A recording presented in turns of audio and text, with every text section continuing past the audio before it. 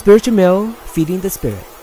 In this three-dimensional world, Earth, which we humans live in, there is a universal law which prevents spirit from eating or taking the energy of humans' food, unless it is given to them by a physical human being.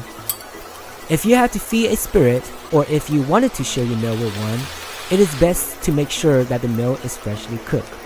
You can make any dishes you like as long as it is edible. Here, I'm just making one of my personal recipe for one of my spirit guide. There is a recommended rule that you must follow though.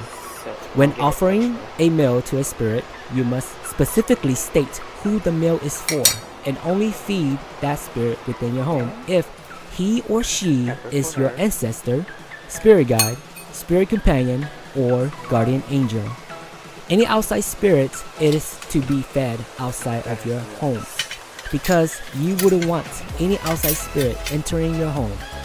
There is a high chance that once he or she enters your home, he or she will not leave. Once you're done preparing the meal, set it on the table and call upon whoever you're offering the meal to. For example, I call upon my spirit guide to come and have a share of what I made. After that, do not touch the food. Just leave it there for at least 30 minutes. Guys, this is for you, okay?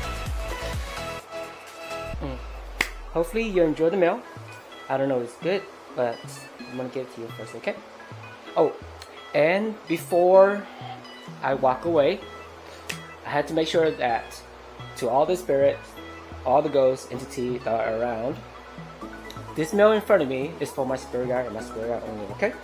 For no one else, and for her and her only.